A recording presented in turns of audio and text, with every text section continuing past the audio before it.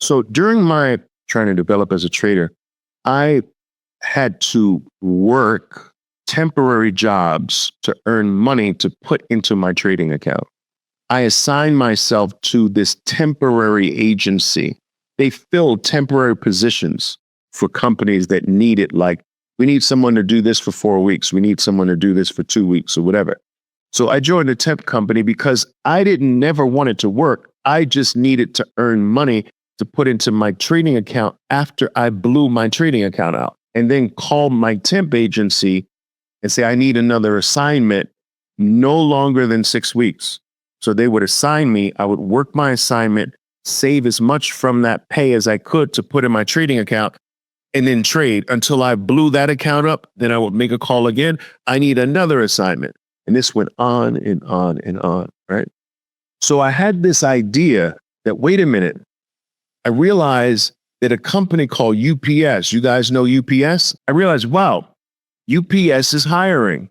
And at night, that's right, Corbett, the song, UPS is hiring. And they're hiring for a night position. So I got the UPS night position with this idea. This is better than getting temp jobs during the day where I have to stop trading for 4 weeks to 6 weeks to work. I can just work UPS at night and trade during the day. Yes. So I got the UPS position. Now I have to pack boxes into this big long trailer.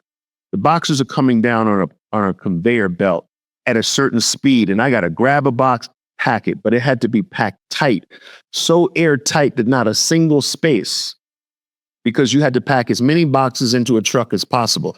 So your supervisor would come by and check to see if there were any spaces.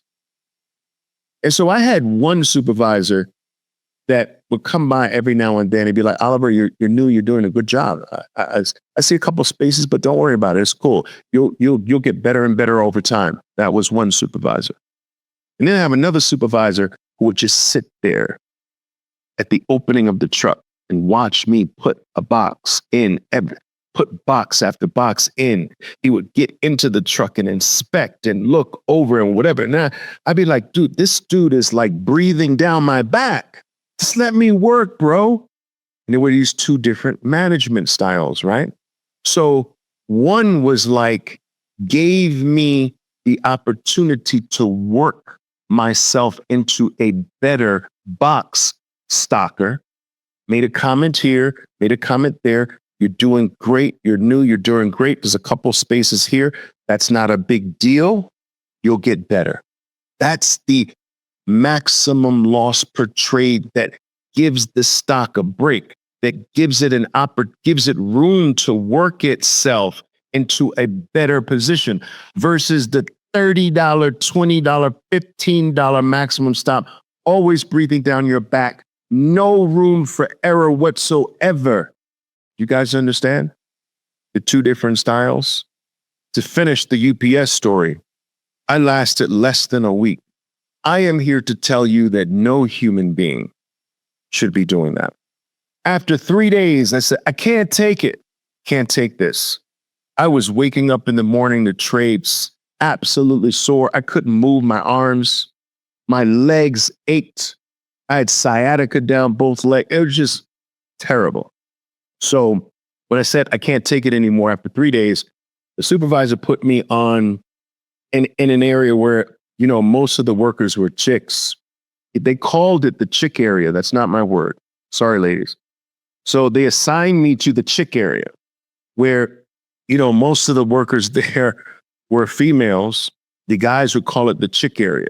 So they assigned me to the chick area. And that's where the little tiny boxes was coming through. Not the big ones you had to stack. These were the tiny ones that you just had to grab the box, read the zip code, and you had chutes for each zip code. Okay, this is this zip code chute. So I take the little box, okay, and put it down this chute. And take this little box and put it down that chute. So these were the tiny boxes. Those boxes were coming at me so fast. I was like, I can't even do this. So I quit after 2 days. 5 days total, not for me. To this very day, if UPS delivers a box to me, I shudder. I remember those days. So I went back to temping and until I started getting better and better. No, I didn't do deliveries, man. That was upper echelon. You got to start off packing the truck. It's the bottom of the barrel. You got to start there. Conrad, you did it for 6 months. Did you stack the boxes into the truck? That's what you did. You built your walls and stuff. It's crazy, dude. You do know that it's a little hidden secret, but the suicide rate in jobs like that is above normal. Do you know why? You cracked, huh? Yeah, me too, man. Do you know why the suicide rate is so high for jobs like that? Can you guess? No sense of accomplishment. So the sense of accomplishment is not there because the boxes never, ever stop. So there's no sense of completion, or the sense of completion is too small.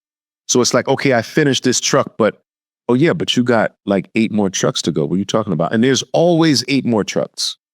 So you never say, wow, we did it. We finished. Awesome. No, there's always 8 more trucks. So the human species needs that sense of accomplishment. It's never ending. So while you've heard of workers shooting up the U.S. postal office, right? Same thing, never stops. You need finality. This is very important. You need finality. And this is what, let's say you have a maximum loss of $65 and you get to a place where I can legitimately say, I never lose more. I never even come dangerously close to the dollar amount, 65. I'm always getting out of 60, 61, 58, whatever, but I never, ever now lose more than 65. Do you know what accomplishment that is? That is so huge. And that means that you have good odds of being good at this, because most people can't ever do that. They can't ever get to a place where they do what they promise. And that's your most important promise. Your maximum loss per trade is your most important promise. Out of all your promises you make to yourself in trading, the most important one is the maximum loss per trade. And the majority of people can't stay within their maximum loss per trade. That is a fact and will always be a fact.